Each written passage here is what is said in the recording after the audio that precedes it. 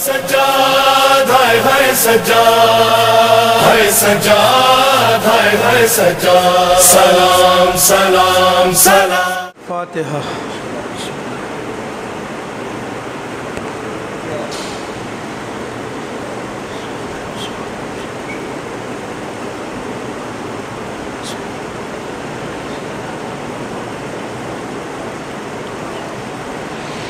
صلوات بھیجیے محمد و آل محمد پر۔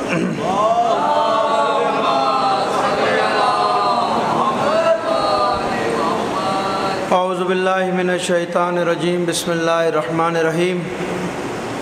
الحمدللہ رب العالمین والصلاة والسلام علی اشرف الانبیاء والمرسلین سیدنا و نبینا ابی القاسم محمد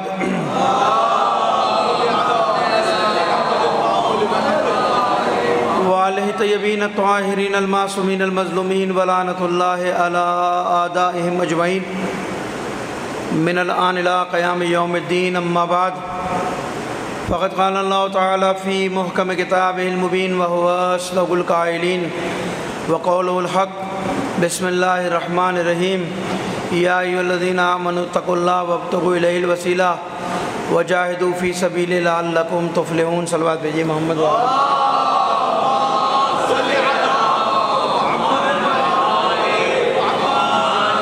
ایک بار صلوات بھیجیے محمد و آل محمد۔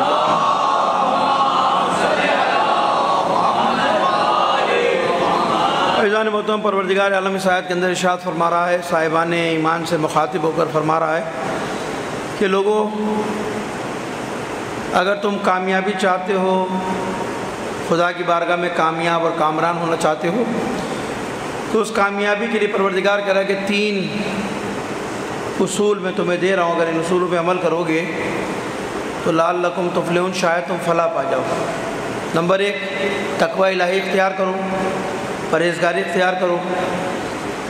نمبر 2، خدا تک پہنچنے کے لیے وسیلہ تلاش کرو۔ اور نمبر 3 یہ ہے کہ خدا کی راہ میں جہاد کرو، خدا کی راہ میں قیام کرو۔ ان تینوں احکامات پر عمل کرنے کے نتیجے میں پروردگار کہہ رہا ہے کہ تم نجات پا جاؤ گے، کامیاب ہو جاؤ گے۔ گزشتہ 2 مجالس کے اندر ہم نے آپ کے سامنے تقوی کے حوالے سے گفتگو کی، اور کل میں نے آپ کے سامنے وسیلے کے حوالے سے گفتگو کی کہ خدا تک پہنچنے کا اگر بہترین ذریعہ، بہترین وسیلہ اگر کوئی ہے تو پروردگار عالم نے خاندان رسالت کو قرار دیا ہے، جو بہترین وسیلہ ہے۔ اور یہ ایسا وسیلہ جو انسان کی دنیاوی اخروی نجات کا ذریعہ ہے، یعنی جس نے اہل بیت کے دامن کو چھوڑ دیا، خسر الدنیا والآخرہ، دنیا بھی خسارے میں، آخرت بھی اس کی خسارے میں۔ اور جن کو اللہ نے اہل بیت کی محبت دے دی، جنہیں اللہ نے اہل بیت کی محبت عطا کر دی، وہ خوش نصیب لوگ ہیں۔ پیغمبر اکرم حضرت محمد مصطفیٰ صلی اللہ علیہ وسلم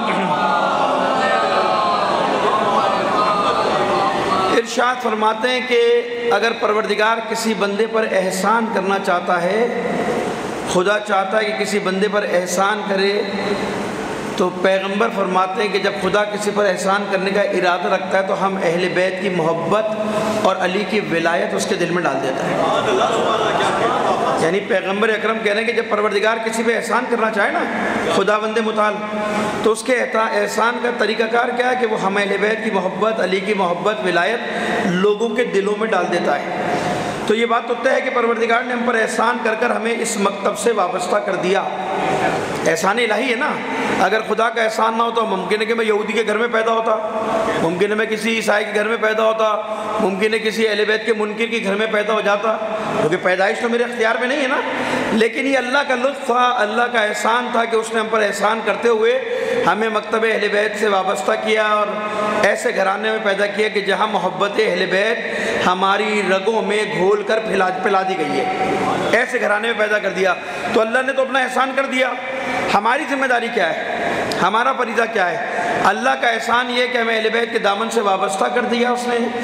ہماری ذمہ داری یہ ہے کہ ہم اہل بیت کے دامن کو مضبوطی سے تھام لیں، معرفت کے ساتھ، اس کی شناخت کے ساتھ، اس کی پہچان کے ساتھ۔ کیوں کہ اگر جتنی معرفت بڑھتی جائے گی، یہ معرفت سبب بنے گی کہ انسان کے عمل میں اتنی پختگی آتی چلی جائے گی۔ جتنی معرفت بڑھے گی، جتنی معرفت اہل بیت بڑھتی چلی جائے گی، پختگی آتی چلی جائے گی، انسان کا عمل اتنا پاکیزہ ہوتا چلا جائے گا، انسان کا عمل اتنا بہتر ہوتا چلا جائے گا، جو اہل بیت سے نزدیک ہوتا چلا جائے گا، ان کی معرفت بڑھتی چلی جائے گی۔ تو پروردگار نے احسان کیا، ہمیں مکتب اہل بیت سے وابستہ کیا۔ تیسری چیز آپ کے سامنے بیان کی تھی، وَجَاهِدُوا فِي سَبِيلِ اللَّهِ لَعَلَّكُمْ تُفْلِحُونَ، اللہ کی بارگاہ میں جہاد کرو، قیام کرو۔ دو چیزیں کل میں نے آپ کے سامنے بیان کی، آج یہ جہاد کے حوالے سے گفتگو کریں گے۔ دیکھیے، جہاد باللسان، جہاد بالسیف اور جہاد بالقلم، یہ تین چیزیں بیان کی نا۔ جہاد کے حوالے سے زبان سے جہاد کیا جاتا ہے، راہ خدا میں قلم سے جہاد کیا جاتا ہے، تلوار سے جہاد کیا جاتا ہے۔ تو یہ تینوں جہاد میں سے اگر کوئی خدا کی راہ میں قیام کرے گا، جہاد کرے گا، یعنی حق گوئی کرے گا، حق بولے گا، ظالم کے مقابلے میں حق بولے گا، ظالم کے مقابلے میں حق کا اعلان کرے گا، ظالم کے مقابلے میں حق بات کرنا خدا کو اتنا پسند ہے کہ یہ حق بولنا، حق گوئی تمہیں لے جائے گا خدا کے مقرب بندوں میں، خدا کے نزدیک کر دے گا تمہیں حق بولنا۔ اگر اہل بیت کی آپ سیرت کو پڑھیں، اہل بیت کی اگر آپ زندگی کا مطالعہ کریں تو روح زمین پر ان سے زیادہ نہ حق پرست کوئی تھا، نہ ان سے زیادہ حق شناس کوئی تھا، ہے یا نہیں ہے؟ روح زمین پر جو ان سے وابستہ ہو گیا وہ حق کے دائرے میں آیا نہیں آیا، اور جو ان کے دائرے میں آ گیا، ان کے دامن سے وابستہ ہو گیا، وہ دنیا میں بھی کامیاب ہو گیا، آخرت میں بھی کامیاب ہو گیا۔ اگرچہ کہ ظاہراً دنیا میں دیکھا جائے، ظاہراً اگر لوگوں کی نگاہ سے دیکھا جائے، ممکن ہے کہ لوگ کہیں کہ نقصان ہو گیا اس کا، یہ بیچارہ مولا کے نام پہ مر گیا، ظاہراً دنیاوی لوگ جو دیکھتے ہیں، لیکن وہ سمجھتا کہ ساری چیزیں ہی دنیا تک ہی ہے۔ یہ وہ لوگ ہیں جن کی نگاہیں صرف دنیا تک دیکھتی ہیں، دنیا سے آگے نہیں سوچتی۔ لیکن مومن وہ ہے کہ جس کی نگاہیں دنیا سے پار دیکھتی ہیں، اس گھر کی طرف دیکھتی ہیں جو اس گھر کو دیکھنے کی صلاحیت رکھتی ہیں، پھر اللہ ان کے اندر یہ صلاحیت پیدا کرتا ہے کہ وہ آل محمد پر قربان ہو جاتے ہیں۔ صلوات بھیجیے محمد و آل محمد پر۔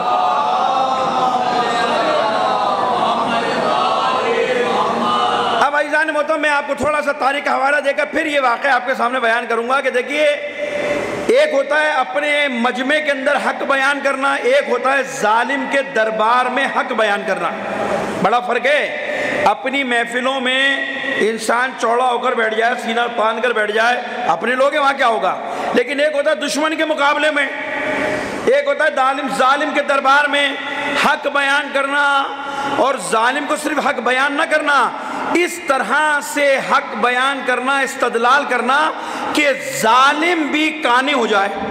یہ کمال ہوتا ہے کہ ظالم بھی ماننے پر مجبور ہو جائے اور خاموش ہو جائے۔ تو یہ آج میں آپ کے سامنے بیان کروں گا۔ دیکھیے، حجاج بن یوسف کتنا بڑا ظالم ہے یا نہیں ہے؟ حجاج بن یوسف کا تاریخ میں نام آپ نے پڑھا کہ کتنا بڑا سفاک انسان، کہ اس کے بارے میں آپ کے سامنے کیا کروں۔ جب یہ خبیث پیدا ہوا تھا حجاج بن یوسف، تو یہ گھٹی نہیں پیتا تھا۔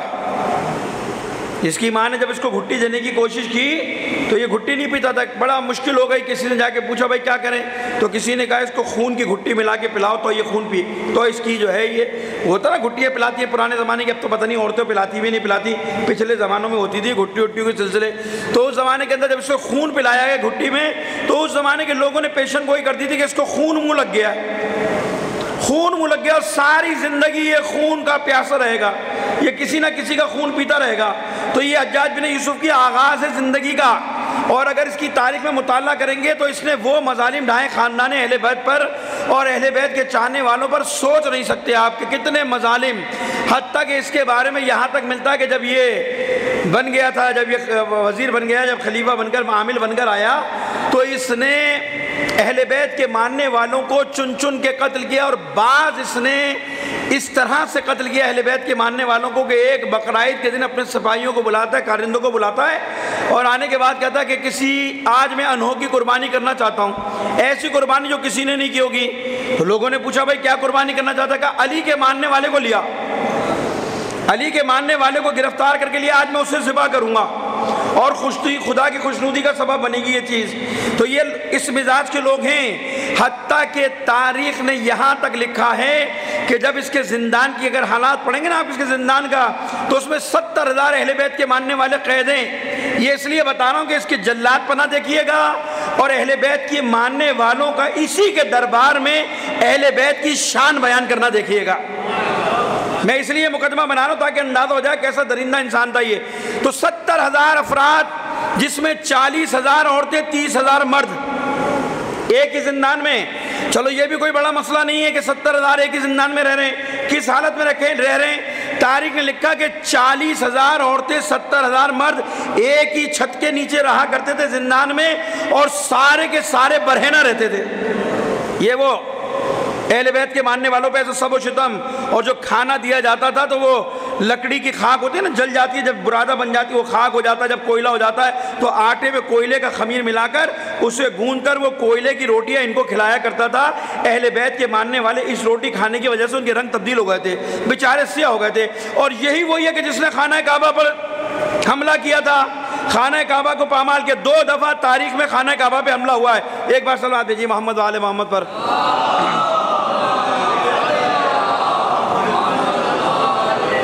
تاریخ میں 2 بار خانہ کعبہ پہ حملہ ہوا. ایک یزید کے دور میں ہوا، یزید کے دور میں جب عبداللہ ابن زبیر کو گرفتار کرنے آیا، جب حملہ ہوا خانہ کعبہ پہ واقعہ کربلا کے 3-4 سال بعد. ایک حملہ اس نے کیا حجاج بن یوسف نے، اور اس نے جو حملہ کیا بڑا شدید کیا. وہ تو حملہ جب ہوا اور اس نے جب خانہ کعبہ پہ حملہ کرنا شروع کیا تو راستے میں خبر مل گئی یزید واصل جہنم ہو گیا اور وہ جو ہے واپس کی فوج چلی گئی ہے. یہ میں اس لیے بتا رہا ہوں تاریخ میں کہ آج کل جو لوگ بڑے چیمپئن پیدا ہو گئے نا، جو یزید کو رضی اللہ کہنے کے چکر میں ہو گئے اور بڑے بڑے مفتی میدان میں اتر آئے اور بڑے استدلال کرنا شروع کر دیا. بڑے بڑے مفتی کہہ رہے ہیں کہ بھائی نہ یزید کو رضی اللہ کہو، نہ یزید کو لعنت اللہ کہو، انہیں یہی نہیں پتہ کہنا کیا ہے اس کو. اور مفتی دین مفتی اعظم بن کے بیٹھ گئے، پتہ ہی نہیں کہ کہنا کیا ہے. اور کہہ رہے ہیں دلیل کیا دے رہے ہیں کہ اگر تم اس کو لعنت اللہ کہو کہ اگر اچھا نکلا تو پھنس گئے. دلیلیں دیکھو ان خبیثوں کی کہ اچھا نکل گیا تو پھنس جاؤ گے، اور اگر تم نے اس کو رضی اللہ کہا اور یہ برا نکلا جب بھی مشکل میں آ جاؤ گے. یعنی ایسے ہوا کے اندر اپنی قوم کو معلق کر دیا کہ پتہ ہی نہیں ہے حق کیا ہے باطل کیا ہے. اور بڑے بڑے مفتی یہ تحریر کر رہے ہیں ہمارے پاس ثبوت نہیں ہے کہ یزید کربلا میں اس نے اپنے ہاتھ خون حسین سے رنگین کیے تھے. اچھا تمہاری بات کو مان لیتے ہیں کہ یزید اتنا ہی پارسا تھا، اتنا ہی نیک تھا کہ اس نے خون حسین سے اپنے ہاتھ رنگین نہیں کیے تھے. چلو تمہاری اگر یہ بات مان بھی لیتے تو یہ واقعہ حرہ کس نے کرایا تھا بھائی؟ یہ رسول کے روزے کی حرمت کس نے پامال کی تھی؟ خانہ کعبہ پر حملہ کس نے کیا تھا؟ یعنی جو خانہ کعبہ کو گرائے، جو واقع حرہ کرے جس میں 400 عورتوں کی عصمت ریزیاں ہوں، اس میں عورتوں کو 400 عورتیں حاملہ ہو جائیں اور گھوڑے باندھ دیے جائیں نبی کے روزے میں مزار میں. یہ سارے کام کرنے کے بعد بھی اگر یزید رضی اللہ ہو تو بھائی ایسے رضی اللہ تمہیں مبارک ہو. یہ سارے رضی اللہ تمہیں مبارک ہو ایسے کہ جو خانہ کعبہ کو بھی ڈھا دے، واقع حرہ بھی کر لیں، سب کچھ کرنے کے بعد رضی اللہ ہے. تو بھائی کوئی رضی اللہ کا سٹینڈرڈ تو بناؤ، کوئی معیار تو رکھو. کبھی تم یزید کو رضی اللہ کہہ رہے ہو، کبھی ہندہ کو مومنہ کہہ رہے ہو، آگے چل کے لگتا یہ ہے کہ تم اپنے ابا ابو جہل کو بھی مومن بنا دو گے. صلوات بھیجیے محمد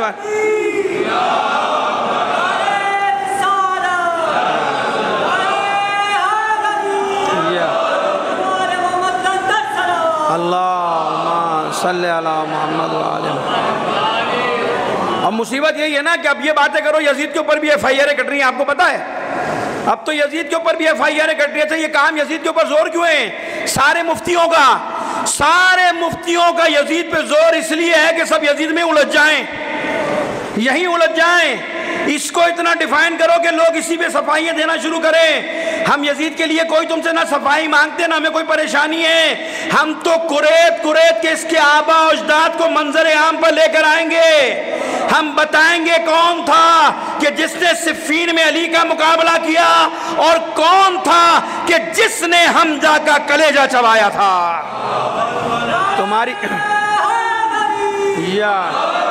تمہاری تاریخ. اللہم صلی علی محمد وآلہ.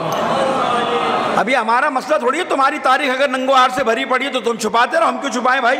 تو یہ ان میں سے ایک ہے جن کی وکالت آج کرے. خانہ کعبہ اس نے بھی ڈھایا، حجاج نے بھی خانہ کعبہ کو ڈھایا اور پورا خانہ کعبہ اس میں جل گیا، غلاف سب جل گیا تھا. اور بعد لکھا ہے کہ اس وقت تک جب جو ہے حجاج نے حملہ نہیں کیا تھا اس وقت تک وہ حضرت اسماعیل کے لیے جو مینڈا آیا تھا نا اس کے سین خانہ کعبہ کی دیوار پہ نصب تھے، اور اس کے حملے کے بعد جب خانہ کعبہ جلا تو وہ بھی جل گئے تھے. صلوات بھیجیے محمد وآل محمد پر.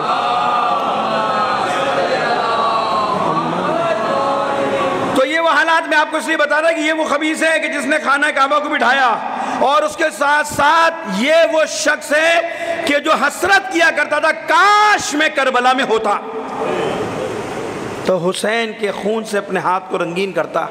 سمجھ میں آ گئی؟ یہ کس مزاج کا آدمی تھا، کس اس کا آدمی تھا یہ مزاج کا؟ تو یہ اس کے مظالم ہیں، تاریخ میں بھرے پڑے، میں تو آپ کے سامنے خلاصہ کر رہا ہوں۔ اس درندے کے دور میں اور اس کے دربار میں اہل بیت کے ماننے والی چاہنے والی خاتون ہیں، مرد کی بات نہیں کر رہا، خاتون کی بات کر رہا ہوں۔ جب انسان ذلیل کرنے پر، خدا ذلیل کرنے پہ آتا نا تو پھر عورت کے ذریعے ہی ذلیل کر دیتا خدا۔ یا تو چن چن کے علی کے ماننے والوں کو مار رہا تھا، قتل کر رہا تھا، یا اس کا حال دربار میں یہ ہوا۔ کسی نے جا کر کہا جناب حضرت آمنہ کو آپ جانتے ہیں، حضرت آمنہ جو رضائی ماں پیغمبر اکرم کی، خدا نے ان کو یہ سعادت دی کہ پیغمبر کی کفالت کی، انہوں نے رضائی ماں بنی، انہی کی پوتی ہے، انہی کی بیٹی ہے جناب حرہ، حرہ ان کا نام ہے۔ جب یہ جلاد برسر اقتدار آیا اور بڑے چن چن کے لوگوں کو مارنے لگا تو کسی نے جا کر اسے خبر دی۔ اب یہ میں وہ بات کر رہا ہوں، قرآن کہہ رہا ہے نا کہ خدا کی راہ میں جہاد کرو شاید فلاح پا جاؤ گے، کامیاب ہو جاؤ گے۔ راہ خدا میں جہاد کیا؟ زبان سے جہاد کیا۔ اہل بیت کے ماننے والوں تلوار سے بھی جہاد کیا، زبان سے بھی جہاد کیا، اور میدان میں جہاد کرنا اور خود ظالم کے دربار میں جہاد کرنا زمین آسمان کا فرق ہے۔ یہ پہنچ گئے، کسی نے خبر دی کہ بھائی حجاج وہ جو حرہ بی حرہ ہے، خاتون ہے، وہ علی کے بڑی عاشق ہیں، علی سے بڑی محبت کرتی ہیں، اور جہاں جاتی ہیں وہ علی کے فضائل بیان کرتی ہیں اور وہ علی کی مدح کرتی ہیں، ثنا کرتی ہیں۔ کہا کیا کروں؟ کہا یہ روک ورنہ تیرے لیے مشکل ہو جائے گی۔ کہا صبح دربار میں بلا کے لے آؤ، صبح دربار میں بلا کے لے آؤ۔ جناب حرہ کو دربار میں بلا کے لے آئے، اور جب حجاج بن یوسف کے سامنے پیش کیا تو حجاج بن یوسف کہتا ہے بڑھیا یہ میں کیا سن رہا ہوں؟ میں یہ سن رہا ہوں کہ تیرا عقیدہ یہ ہے کہ تو علی ابن ابی طالب کو تمام اصحاب پر افضل سمجھتی ہے۔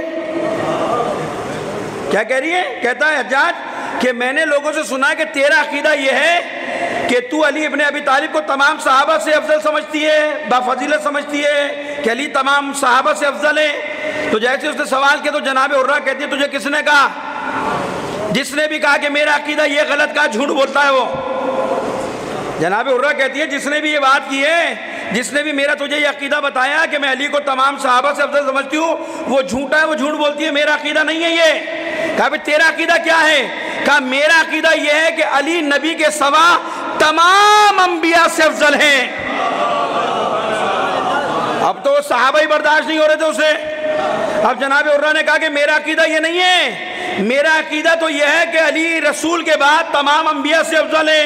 اب تو اور چراغ پاؤ گیا۔ کہا بڑھیا کیا کہتی ہے؟ خدا تجھے ہلاک کرے گا، خدا تجھے ہلاک کرے گا۔ اور جب یہ کہنے لگی تو جناب حرہ کہتی ہے یہ میرا عقیدہ نہیں ہے، یہ پروردگار نے قرآن کے اندر علی کے مقام کو بتایا ہے اور یہ سب قرآن کے اندر موجود ہے۔ تو فوراً کہتے ہی قرآن کا نام لیا تو خاموش ہو گیا۔ کہا اچھا تو قرآن سے ثابت کر دے گی کہ علی تمام انبیاء سے افضل ہے؟ کہا میں ثابت کروں گی۔ کہا اگر ثابت نہیں کیا تو میں تجھے قتل کر دوں گا، اور اگر تو نے قرآن سے ثابت کر دیا کہ علی تمام انبیاء سے افضل ہے میں تجھے چھوڑ دوں گا۔ صلوات بھیجیے محمد و آل محمد پر۔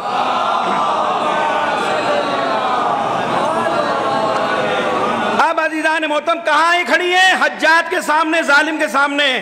کون؟ خاتون بوڑھی، کئی سال کی عمر ہے، بوڑھی کھڑی ہیں اور دلائل دے رہی ہیں۔ کہتے ہیں حجاج مجھے بتا تو نے قرآن میں یہ پڑھی آیت کہ پروردگار نے حضرت آدم حوا کو کہا تھا خبردار اس شجرے کے قریب مت جانا، اس شجرے کے قریب نہ جانا، اس کا پھل نہ کھانا۔ تو بتا قرآن میں ہے یا نہیں ہے کہ آدم اور حوا اس شجرے کے قریب بھی گئے اور دونوں نے اس شجرے سے پھل بھی کھایا، میوہ بھی کھایا؟ تو اس بات کی گواہی دیتا ہے؟ کہاں قرآن میں گواہی دیتا ہوں کہ آدم حوا شجرہ ممنوعہ کے پاس گئے، اس کا پھل بھی کھایا۔ پھر کہتی ہے میں تجھے قسم کھا کر دیتی ہوں، قسم دے کر پوچھتی ہوں تو مجھے بتا دے کہ پوری زندگی میں اگر تیرے ذہن میں کوئی ایک واقعہ ہے تو تو دلیل کے طور پہ لیا کہ پوری زندگی میں علی نے کوئی ایسا کام کیا ہو کہ اللہ نے علی کو منع کیا ہو اور علی نے اللہ کی مخالفت کی ہو۔ یعنی کہہ رہی ہیں، کیا کہہ رہی ہیں کہ تو نے دیکھ لیا نا حوا نے کیا کیا، آدم نے کیا کیا، خدا نے کہا قریب مت جانا. اب تو بتا دے کہ علی کو اللہ نے علی کو منع کیا ہو کہ یہ کام نہ کرنا، یہ کام نہ کرنا. پوری زندگی کے اندر کوئی تو واقعہ بتا دے کہ علی نے خدا کی کسی مقام پر مخالفت کی ہو.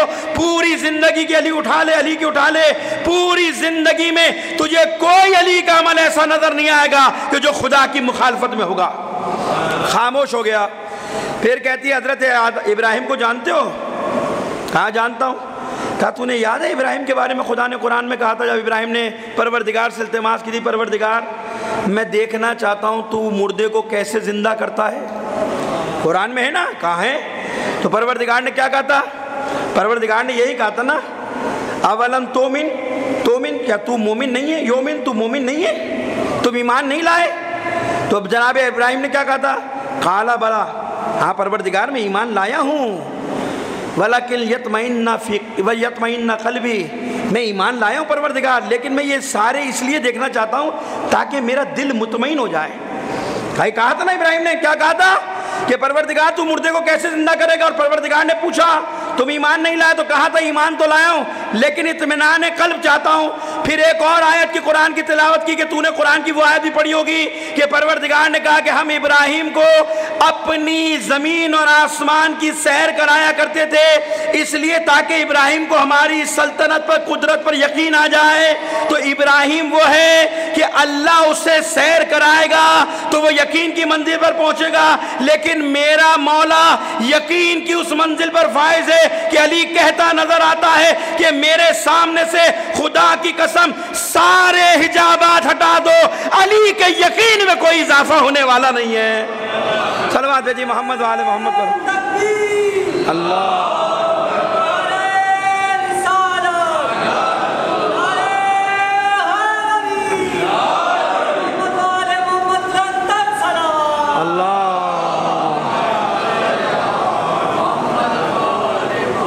قرآن کی آیت کی گواہی دے گا تو؟ کہا بالکل ایسے ہی قرآن میں کہا. تو میرے مولا کا مقام جانتا ہے کہ علی خود اپنے بارے میں کہتے ہیں کہ میں یقین کی اس منزل پر فائز ہوں، یقین کی اس بلندی پر پہنچ چکا ہوں. میں اگر سارے حجاب ہٹا دو تو علی کے ایمان میں اضافہ ہونے والا نہیں ہے، میں یقین کے آخری منزل پر ہوں. پھر کہتے ہیں کہ تو نے حضرت نوح کے بارے میں نہیں پڑھا، حضرت لوط کے بارے میں؟ پروردگار کافروں کو مثال دے کر کہہ رہا ہے حضرت لوط اور حضرت نوح کی بیوی کے بارے میں کہ یہ دونوں ہمارے نیک بندے تھے، حضرت نوح اور حضرت لوط، لیکن ان کی بیویوں نے ان سے خیانت کی تھی. کہا تو نے پڑھا ہے؟ کہاں قرآن میں ہے. جناب لوط کے بارے میں کافروں کو مثال دی پروردگار نے لوط کی اور نوح کی بیویوں کی کہ یہ نوح اور لوط ہمارے بندے تھے، نیک بندے تھے، لیکن ان کی بیویوں نے ان سے خیانت کی تھی. اب تو مجھے ایمانداری سے بتا دے، یہ تو لوط اور نوح کی زوجہ تھی، لیکن خدا کی قسم کیا کہنا علی کی زوجہ فاطمہ زہرا کا، کیا کہنا علی کی زوجہ کا کہ جس کے لیے نبی یہ کہہ رہا ہو کہ میری بیٹی فاطمہ جس سے راضی اس سے اس کا خدا راضی ہے. اللہ اب یہ قرآن کی آیات پڑھ کے سنا رہی ہیں، قرآن کی آیات پڑھ کے سنا رہی ہیں. نوح کی بیوی کے لیے قرآن نے کہا، لوط کی بیوی کے لیے قرآن نے کہا خائنہ ہے دونوں، لیکن جناب زہرا کا مقام کیا ہے کہ فاطمہ جس سے راضی اس سے خدا راضی. پھر آگے بڑھ کر کہتے تجھے یاد ہے کہ جب پروردگار نے کہا تھا موسیٰ کو کہ موسیٰ جاؤ فرعون کو تبلیغ کرو، ہماری طرف دعوت دو، تو موسیٰ نے کیا کہا تھا؟ پروردگار میں نے فرعون کی قوم میں سے ایک فرد کو قتل کیا تھا، مجھے ڈر ہے کہ فرعون مجھے قتل نہ کر دے. تو پروردگار کے کہنے کے بعد جناب موسیٰ نے اپنے خوف کا اظہار کیا تھا یا نہیں کیا تھا؟ جناب موسیٰ ڈرے تھے نہیں ڈرے تھے کہ فرعون مجھے قتل کر دے گا؟ کہا یہ ہے اللہ کا موسیٰ کلیم اللہ. لیکن میرے مولا علی کا کیا کہنا کہ جب شب ہجرت نبی نے علی کو بلایا کہ میرے بستر پر سو جاؤ تو علی نے ایک ہی جملہ کہا تھا کہ یا رسول اللہ میرے سونے سے تمہاری جان بچ جائے گی. تو رسول نے کیا کہا تھا؟ ہاں علی بچ جائے گی. تو علی نے کہا تھا میں ایسی نیند شب ہجرت سویا کہ پوری زندگی علی پھر کبھی نہ سو سکا.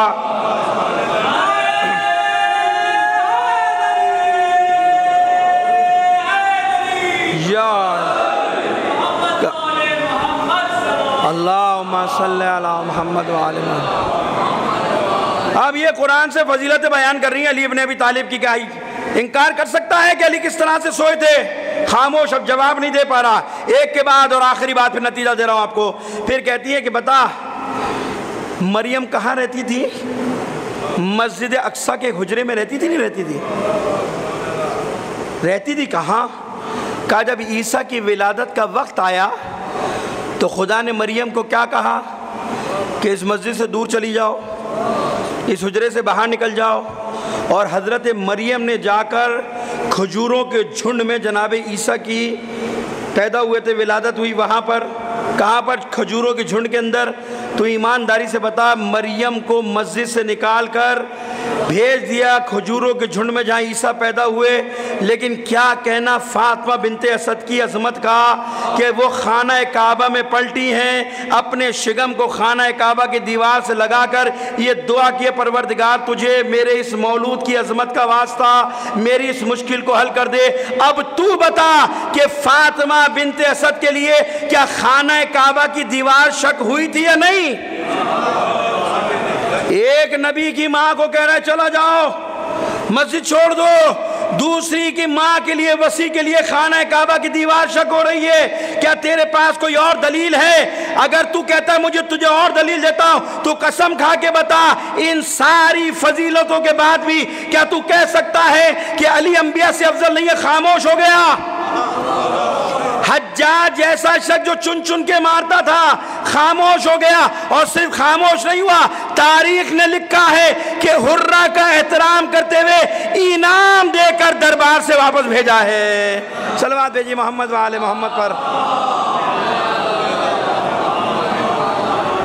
تو یہ ہے وجاہدوا فی سبیلہ، جو خدا کی راہ میں جہاد کرے، خدا کی راہ میں قیام کرے، پروردگار کہہ رہا فلاح پا جاؤ گے۔ تو یہ وہ علی کے ماننے والے ہیں اس دوران، چاہے مرد ہوں چاہے عورتیں ہوں، ہر زمانے میں ظالم کے مقابلے پہ قیام کیا، ہر ظالم کے مقابلے پروردگار نے اصول دیا نا کہ اگر تم یہ 3 کام کرو گے، اللہ کی راہ تقوی اختیار کرو گے، وسیلہ تلاش کرو گے، اور ظالم کے دربار میں اس کو للکارو گے، یہ تینوں کام سبب بنیں گے تم کامیاب ہو جاؤ گے۔ صلوات بھیجیے محمد و آل محمد پر۔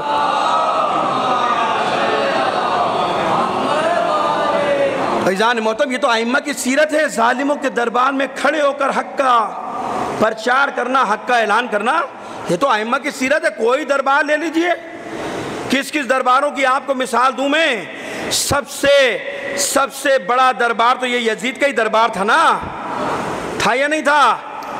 جناب زینب سلام اللہ علیہ کا خطبہ بھی پڑھ لیے گا، امام سجاد کا بھی پڑھ لیے گا، اسی دربار میں دیا نا۔ حامی کس کے بیٹھے؟ حسین کے حامی تھے، یزید کے حامی بیٹھے تھے؟ جو تخت نشین بیٹھے تھے اس زمانے کے اندر دربار میں، وہ کون لوگ تھے؟ وہ اہل بیت کے ماننے والے تھے یا اہل بیت کا تماشا دیکھنے آئے تھے؟ کون لوگ تھے؟ اور جب یزید نے ان کو جکڑ کے لے کر آیا اور سارے مسلمان، اس زمانے کے مسلمان نام نہاد جب یزید کے دربار میں بیٹھے تھے، اور جب یزید نے اپنے کارندے کو کہا کہ جا خاندان اہل بیت پر سب و شتم کر اور ہمارے خاندان بنو امیہ کے فضائل بیان کر، اور جب اس نے فضائل بیان کرنے لگے اور اہل بیت کے سب و شتم کیا، تو آپ تصور کرتے ہیں کہ ایک شخص لاغر، ایک شخص ہتکڑیاں بیڑیاں پہنا ہوا ہو، اس کا قیدی ہو، اور بڑے دربار میں کھڑا ہو کر کے یزید مخاطب کر کے خطیب کو کہ تو نے چند سکوں کی خاطر، چند لوگوں کی خوشنودی کی خاطر اپنے خدا کو ناراض کیا، اور پھر یزید کی طرف مخاطب کر کے کہا یزید اگر تو اجازت دے میں اس پر جا کر لکڑی کے ٹکڑے پر خطبہ کہوں، میں بھی جا کر کچھ باتیں کہوں۔ تو گھبرا گیا ہے یزید، گھبرا گیا ہے۔ کیوں؟ جانتا ہے کہ بظاہر یہ ہتکڑیوں، زنجیروں میں، بیڑیوں میں جکڑا ہوا ہے، لیکن اس کا تعلق خاندان بنی ہاشم سے ہے، یہ ڈرنے والا نہیں ہے۔ جب بھی منبر پر آ کر بیٹھے گا تو ایسے حق بیان کرے گا کہ پورا دربار میرے خلاف ہو جائے گا۔ اور ایسا ہوا بھی نہیں ہوا؟ ایسا جب منع کرنے لگا کہ نہیں نہیں نہیں، تو درباری کھڑے ہو گئے نا۔ یہی کہا نا درباریوں نے کہ یزید تیرا قیدی ہے، تیرے اختیار میں ہے۔ تو یزید نے کیا کہا تھا؟ یزید نے یہی کہا تھا نا کہ تم نہیں جانتے، میں اس کو جانتا ہوں۔ تم نہیں جانتے، میں اس کو جانتا ہوں، اور میں جانتا ہوں کہ یہ خاندان رسالت سے تعلق رکھتا ہے۔ اور عزیزو پھر مجھے بتائیے ایمانداری سے کہ جب دربار کا شور بڑھا اور یزید گھبرایا تو ممبر پر دیا نہیں دیا ممبر امام سجاد کو؟ اور جب ممبر کا اصل وارث ممبر پر آیا تو کیا کہا امام نے؟ کیا کہا تھا؟ لوگوں جو مجھے نہیں جانتا وہ جان لے۔ یہ اس لیے بول رہا ہوں کہ امام نے خطبہ دیا ہے، ظالم کے دربار میں ظالم کو بے نقاب کیا امام سجاد نے کہ لوگوں جو مجھے نہیں جانتا وہ جان لے، میں صفا کا بیٹا ہوں، میں مروہ کا بیٹا ہوں، میں زمزم کا بیٹا ہوں، میں مکے کا بیٹا ہوں، میں مدینے کا بیٹا ہوں، میں سراج منیر کا بیٹا ہوں۔ ایک ایک کر کر حسین کے بیٹے نے اپنا تعارف کرایا یزید کے دربار میں۔ یعنی امام نے تربیت کی ہے کہ ظالم کے دربار میں جا کے گھبرانا نہیں۔ علی والا کسی ظالم کے دربار میں جا کر گھبراتا نہیں ہے۔ علی والا جب بھی جاتا ہے خدا پر بھروسہ کرتا ہے، اپنے رب پر بھروسہ کر کر حق بات کرتا ہے۔ امام نے کہا سن لو، میں سراج منیر کا بیٹا ہوں، میں ڈرانے والوں کا بیٹا ہوں، میں خوشخبری دینے والوں کا بیٹا ہوں۔ اور جب امام نے بیان کیا تو کہتے سن لو لوگوں، اللہ نے ہم خاندان اہل بیت کو 7 خصوصیت ایسی دی ہیں جو کسی اور کو دنیا میں نہیں دی ہیں۔ 7 خصوصیتیں ہمیں دی ہیں، 7 خصوصیتوں کے حامل ہم اس کائنات میں، ہمیں اور کوئی نہیں ہے۔ ہم جیسا علم خدا نے کسی کو نہیں دیا، جو علم خاندان رسالت کو خدا نے دیا کسی اور کو نہیں دیا۔ علم ہمیں عطا کیا، شجاعت ہمیں عطا کی ہے، اور ایک ایک کر کر پھر ایک جملہ کہتے ہیں یزید سن، اللہ نے ہماری محبت کو، اللہ نے ہماری ولایت کو لوگوں کے دلوں میں ڈال دیا۔ سن لے یزید، تو کتنے مظالم کر لے لیکن ہماری ولایت اور محبت کو ہمارے چاہنے والوں کے دلوں سے نکال نہیں سکتا ہے۔ کچھ بھی کر لے تو، ہماری محبت کو خدا نے ڈال دیا۔ یہ ہمارا خاصہ اہل بیت کا، یہ خدا نے خصوصیت ہمیں دی ہے کہ ہماری محبت کو اللہ نے ان کے دلوں میں ڈال دیا۔ کتنے مظالم کر لے، کتنے ظلم کر لے، تو ان کو زندانوں میں ڈال دے، دیواروں میں چل دے، دریا بوس کر دے، جلتے ہوئے کڑاہوں میں ڈال دے، لیکن یاد رکھ ہماری محبت سے نہیں ہٹا سکتا۔ اور خدا کی قسم آج اگر زمانے میں دیکھا جائے تو آپ کے پاس ہے کیا چیز جینے کے لیے؟ یہ محبت اہل بیت ہے جس کے صدقے میں آپ جی رہے ہیں، ہے یا نہیں ہے؟ یہ لطف نہیں ہے جناب زہرا کا؟ اتنے مظالم کے بعد، اتنے قتل ہونے کے بعد کسی اور کے ساتھ یہ سب کچھ اس دنیا میں ہوتا، پاکستان میں ہوتا، تو وہ تو اپنا مذہب لپیٹ کے چلا جاتا، سب لپیٹ دیتا، ہے یا نہیں ہے؟ لیکن یہ لطف نہیں ہے آپ کا، یہ امام کی دعا نہیں ہے کہ اللہ نے ہماری محبت کو دلوں میں ڈال دیا، تم مار دو، تم قتل کر دو، ہمارے ماننے والا پیچھے نہیں ہٹ سکتا۔ اور آپ تاریخ اٹھا کر پڑھ لو، خدا کی قسم ہمیں مارنے والے تھک کر بیٹھ گئے، ہے نا؟ دھماکے کیے، مسجدوں میں دھماکے کیے، جلوسوں میں دھماکے کیے، امام بارگاہ میں دھماکے کیے، سب جگہ مارا نہیں مارا؟ پاکستان کا کوئی چپا ایسا نہیں جہاں مارا نہ ہو، شناختی کارڈ دیکھ کر مارا، بروسوں سے اتار کر مارا، چلاس میں مارا، زائرین کو مارا، بابو سر میں مارا، سانہ عاشور، سانہ اربعین، سب کچھ کیا نہیں کیا؟ سارا کچھ کرنے کے بعد تھک گئے۔ مارنے والے حسین کے چاہنے والوں کو تھک گئے، حسین کے ماننے والے مر کر بھی نہیں تھکے۔ کیوں؟ حسین نے تو کہا یہ کہ میری محبت میں مر جانا حیات ابدی ہے۔ اسی لیے تو آپ دیکھ لو، ایک دھماکہ ہوتا تھا 5000 میں، مجلس میں جلوس میں 5000 آدمی ہوتے تھے، دھماکے کے بعد 50,000 ہو جاتے تھے۔ جہاں 50,000 میں دھماکہ ہوا 5 لاکھ ہو گئے۔ سانہ عاشور جب ہوا کراچی کے اندر کتنے آدمی تھے بھائی؟ 5 لاکھ کہہ رہا تھا میڈیا کے، 5 لاکھ کے اندر دھماکہ ہوا۔ کتنا خوف و ہراس تھا، لیکن میں اس بات کا عینی شاہد ہوں، خدا گواہ، کیونکہ میں اس وقت وہاں سے پہنچ کے مجلس پڑھ کے ٹاور ہی پہنچا جب دھماکہ ہوا۔ قسم خدا کی لاشیں پڑے تھے، بکھرے ہوئے تھے، میں نے لوگوں کے ہاتھ کٹے اور اعضا کٹے اور ان کے ٹکڑے پڑے ہوئے دیکھے تھے، لیکن میں سلام کرتا ہوں عزاداروں کو کہ دھماکے کے بعد تھوڑی دیر کے لیے جلوس رکا ہے تاکہ راستہ صاف ہو جائے۔ آخری دستہ شام غریبہ میں نے ایرانی ہاں کی ہے کھارا در میں، آخری دستہ تک ماتم کرتے ہوئے گیا ہے، کوئی واپس پلٹ کر نہیں گیا۔ سب یہی کہہ رہے تھے جلوس پورا کریں گے، اور کوئی جنازہ نہیں اٹھا۔ 11 محرم کو جب شام غریبہ ہو گئی، سب کچھ ہو گیا، سب کچھ کرنے کے بعد جب حسین کے بچوں کے جنازے دفن ہو گئے، شام غریبہ کر لی، تو 11 محرم کو سب نے اپنے اپنے بچوں کے جوانوں کے جنازے دفن کیے۔ یہی تو امام سجاد بتا رہے ہیں کہ تم سب کچھ کر لو، ہماری محبت کے پیچھے دور نہیں کر سکتے، ہماری محبت سے، ہماری ولایت سے دور نہیں کر سکتے۔ جب امام نے خطبہ دیا نا تو اب دربار میں رونا پیٹنا شروع ہو گیا، دربار میں شور شروع ہو گیا، لوگوں نے چیخے مار کر دھاڑے مار کر رونا شروع کیا۔ اب یہ یزید گھبرا گیا، گھبرا کر کیا کیا اس نے؟ گھبرا کر مؤذن کو آواز دے کر کہتا ہے اذان دے، اذان دے دے تاکہ سید سجاد رک جائے۔ اور مؤذن آیا، مؤذن آنے کے بعد اس نے اذان دینا شروع کی گلدستہ اذان پر، کہتا ہے اللہ اکبر۔ جیسے اللہ اکبر مؤذن نے کہا، امام سجاد کہتے ہیں میرا پورا وجود اس بات کی گواہی دیتا ہے کہ خدا کے سوا کوئی لائق عبادت نہیں ہے۔ پھر جب اس نے کہا اشہد ان لا الہ الا اللہ، تو امام سجاد نے کہا خدا کی قسم میرا گوشت، میری ہڈیاں، میرے بال، میرے کھال، میرا پورا وجود اس بات کی گواہی دیتا ہے کہ خدا کے سوا کوئی لائق عبادت نہیں ہے۔ اور جب اس نے کہا نا اشہد ان محمد رسول اللہ، تو امام سید سجاد نے یزید کی طرف رخ کر کر کہا یزید یہ تو بتا، یہ محمد تیرا نانا تھا یا میرا نانا؟ محمد، یزید یہ بتا تیرا نانا یا میرا نانا؟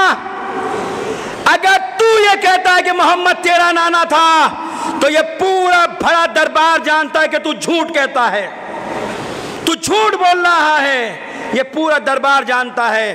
اور اگر تو یہ کہتا ہے کہ محمد میرے نانا تھے تو خدا کی قسم یزید بتا تو نے میرے بابا کو کربلا میں پھر کیوں مارا؟ کیوں تو نے میرے بابا کو قتل کیا؟ میں جوانوں سے کہتا ہوں یہ خطبات پڑھا کرو، اب تو یہ ترجمے ہو گئے، یہ انسان کو حوصلہ دیتے ہیں خطبات، یہ خطبات ان حالات میں انسان کو جینے کا سلیقہ سکھاتے ہیں کہ ظالموں کے مقابلے پر کیسے للکارا جاتا ہے، ظالموں کے مقابلے پر کیسے اپنا موقف دیا جاتا ہے۔ یہ ائمہ نے تربیت کی ہے ہم لوگوں کی۔ امام کہتے ہیں پورا دربار پلٹ گئے یزید کی مخالفت میں، پورا دربار یزید کے مخالف ہو گیا۔ تو بس عزیزو یہ ہے جو راہ خدا میں جہاد کرتے ہیں، یہ اہل بیت نے سکھایا ہے، یہ اہل بیت کی تعلیمات ہے۔ کل دوسری بات کریں گے انشاءاللہ تعالی، یہ تعلیمات اہل بیت ہے۔ وجاہدوا فی سبیل، خدا کی راہ میں قیام کرو، خدا کی راہ میں حق بولو، سچ بولو، مصلحت کا شکار نہ ہو جاؤ، مصلحت میں نہ آ جاؤ۔ اللہ کی راہ میں جب حق بولو گے اور جب خدا کے لیے بولو گے، خدا تمہاری نصرت کرے گا۔ ان تنصروا اللہ ینصرکم، جب تم اللہ کی مدد کرو گے خدا تمہاری مدد کرے گا۔ صلوات بھیجیے محمد و آل محمد پر۔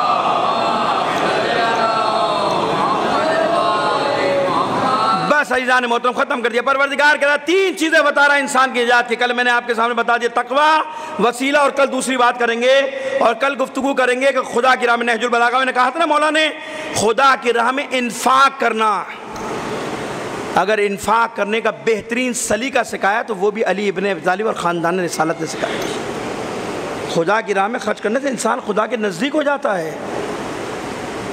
ولایت علی کو کہاں ملی تھی؟ جب انگوٹھی دے دی تھی نا، جبھی تو ولایت ملی تھی، ہے یا نہیں ہے؟ کل اس پہ بات کروں گا کہ انفاق کرنے کا نتیجہ یہ نکلا کہ اللہ نے ولایت لے لی، علی نے اللہ سے ولایت لے لی، ہے یا نہیں ہے؟ راہ خدا میں دینے سے کہیں ولایت لے لی، کہیں سورج دہر اپنی شان میں لے لیا، ہے یا نہیں ہے؟ تو یہ راہ خدا میں دینا تقسیم کرنا کم نہیں ہے۔ اور عزیزان محترم کربلا جیسے ہنگام میں جب ہر آیا ہے، آیا نہیں آیا؟ یہ کریم ابن کریم کے بچے ہیں کہ جن کے دروازے سے کبھی کوئی سائل خالی ہاتھ گیا نہیں ہے یا نہیں ہے؟ ہر کا جب لشکر پیاسا آیا تھا اور جب پانی کھانا پینا سب ختم ہو گیا تھا اور حسین سے آ کر کہا تھا، تو حسین نے کیا کہا تھا جناب عباس کو؟ یہی کہا تھا نا عباس تسمے کھول دو مشکوں کے، اور جو کچھ کھانے پینے کا سامان ہے سب ہر کو دے دو، ان کے جانور بھی پانی سے سیراب ہو، ہر کے سپاہی بھی پانی سے سیراب ہو۔ میں کہتا ہوں مولا اتنا کرم ہے آپ کا، مولا 4-5 دن کی بات ہے، آپ کے بچے بھوک سے بلک رہے ہوں گے، پیاس سے بلک رہے ہوں گے، مولا کچھ کھانا پینا اپنے بچوں کے لیے روک لو۔ نہیں عزیزوں، یہ علی کا لال ہے کہ جس نے آخری وقت تک، حور جب آ گیا نا حسین کے خیمے میں بھی، تو حسین نے یہی جملہ کہا تھا نا، حور ہم شرمندہ ہیں تجھ سے، تو ایسے وقت میں ہمارا مہمان بنا ہے کہ میزبانی کے لیے ہمارے خیموں میں پانی بھی نہیں ہے یا نہیں ہے؟ اس عالم غربت میں کریم ابن کریم کا بیٹا سخاوت کر رہا ہے، دے رہا ہے راہ خدا کے اندر۔ عزاداران حسین، بس جناب مختار نے جب قیام کیا نا، حضرت مختار نے، اور لوگ مدینے میں جا کر حضرت مختار سے ملا کرتے تھے، گفتگو کیا کرتے تھے، باتیں کیا کرتے تھے حضرت امام سجاد سے، اور مختار کے واقعات سنایا کرتے تھے، یہ ہوا یہ ہوا یہ ہوا۔ تو امام آنے والوں سے پوچھا کرتے تھے، ایک سوال سب سے کرتے تھے اور پوچھتے تھے، کیا حرملہ مارا گیا؟ جو بھی مدینے آتا تھا امام سے ملتا تھا، کیا حرملہ مارا گیا؟ یا کبھی کوئی آتا تھا سلام کہتے تھے، کہا چچا مختار کو سلام کہنا، اور چچا مختار سے کہنا کہ جب حرملہ مارا جائے تو ہمیں خبر دے دیں، تاکہ ہمارے گھر میں چولہے روشن ہو جائے، تاکہ ہمارے گھر کے اندر بیویوں کے سروں میں تیل ڈالنے کا سامان ہو جائے۔ اب یہ بار بار جو بھی مدینے سے آتا تھا، جب یہ باتیں کرتا تھا، مختار سوچا کرتا تھا کہ آخر اس خبیث نے ایسا کیا کام کیا تھا کہ جو مدینے سے آتا وہ ایک ہی پیغام لے کر آتا ہے کہ حرملہ مارا جائے تو ہمیں خبر دینا، حرملہ مارا جائے تو ہم یہ کریں گے، حرملہ مارا جائے۔ مختار نے اپنے سپاہیوں کو کہا، ڈھونڈو حرملہ کو، خبیث کو۔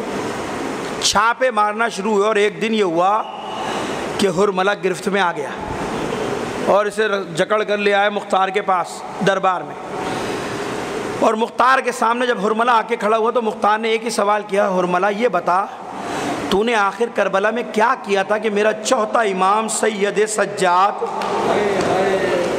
تیری موت کے لیے بد دعائیں کیا کرتے تھے؟ حرملہ ہاتھ جوڑ کر کہتا ہے، مختار میں نے کربلا میں 3 تیر چلائے تھے، لیکن تو برداشت نہیں کر سکتا، تو برداشت نہیں کر سکتا۔ کہا اس خبیث پہ کوڑے برساؤ۔ جب کوڑے مارے گئے تو رو کر کہتا ہے، مختار سن، کربلا میں نے پہلا تیر اس وقت چلایا تھا کہ جب حسین کا بھائی عباس پانی لے کر خیموں کی طرف دوڑ رہا تھا۔ حسین کا بھائی پانی لے کر دوڑ رہا تھا، عباس کے بازو کٹ چکے تھے، عباس کی آنکھ میں تیر لگ چکا تھا۔ مجھے عمر سعد نے اس وقت بلایا، حرملہ کوئی کام ایسا کر کے عباس کو روک لے، عباس خیموں میں نہ جانے پائے۔ حرملہ کہتا ہے، میں اس عباس کا تعاقب کرتا رہا اور میں بڑا غور سے دیکھنے لگا آخر کون سی چیز ہے، کون سی قوت و طاقت ہے جو عباس کو خیمے کی طرف کھینچ رہی ہے۔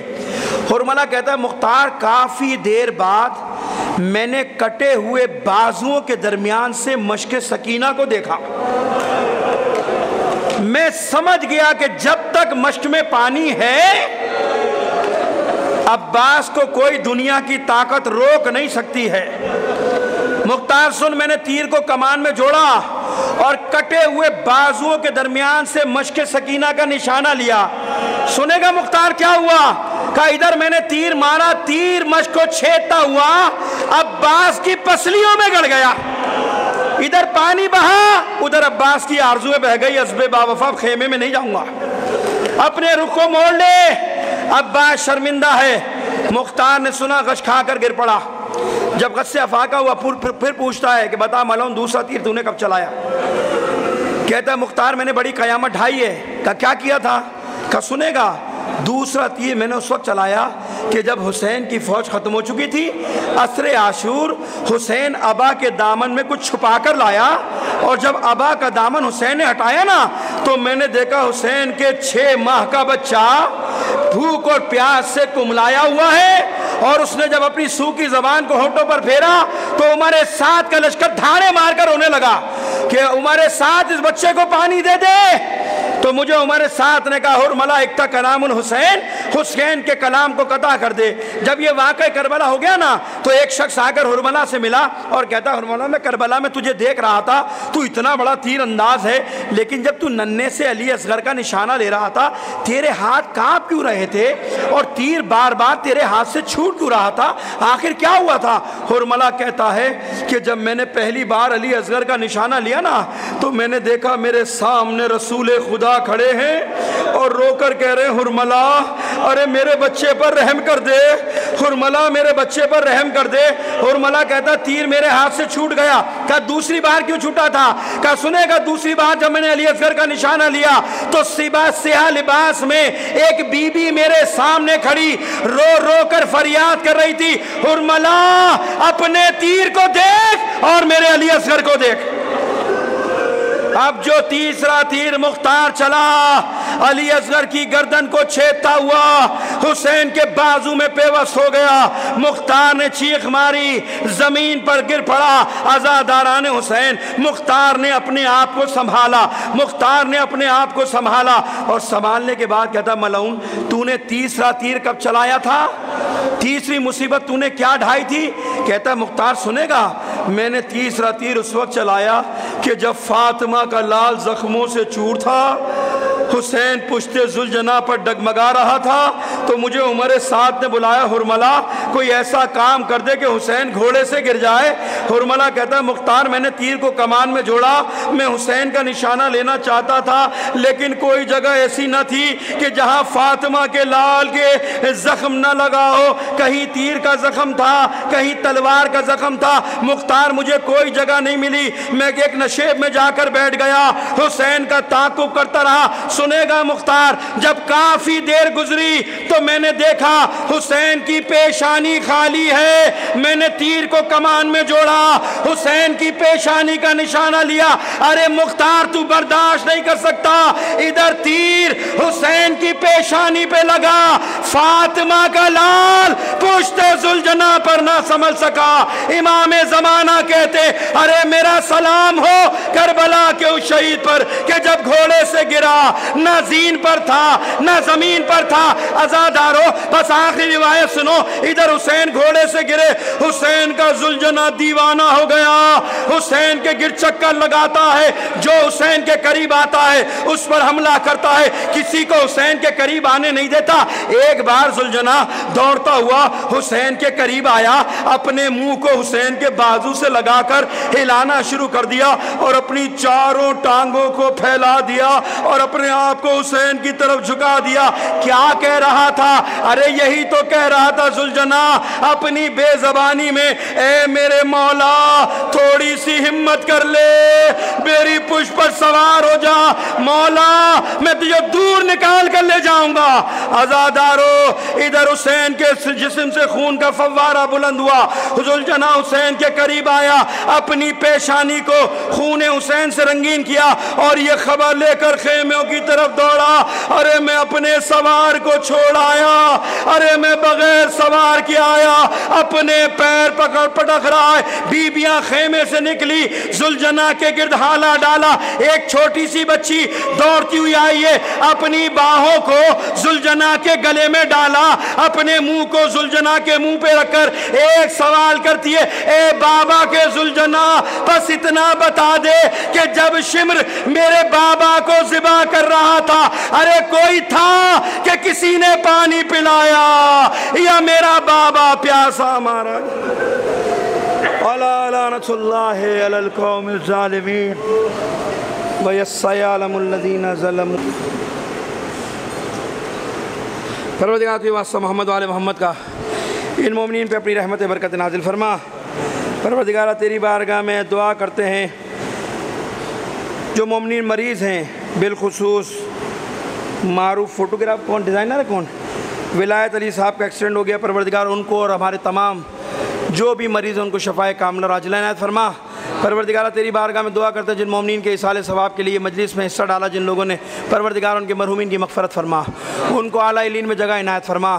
پروردگار ہم سب کو اہل بیت کی معرفت عطا فرما۔ ہم سب کو دین اسلام مبین کو سمجھ کر اس پر عمل کرنے کی توفیق عنایت فرما۔ پروردگارہ تیری بارگاہ میں خصوصی دعا کرتے پروردگار دنیا میں جہاں کہیں مجاہدین تشیع کا دفاع کر رہے ہیں ان کو کامیابی نصیب فرما، دہشت گردوں کو نصف و نابود فرما، انقلاب کو انقلاب امام زمان سے متصل فرما۔ پروردگارہ تیری بارگاہ میں دعا کرتے ہیں علماء کرام مراجع عظام رہبران دین کا سایہ سر و سلامت فرما، حجت خدا ولی برا امام زمان کے ظہور میں تاجل فرما، ہم سب کو ان کے اعوان و انصار میں شامل فرما۔ ان اللہ و ملائکتہ یصلون علی النبی یا ایھا الذین آمنوا صلوا علیہ وسلموا تسلیما۔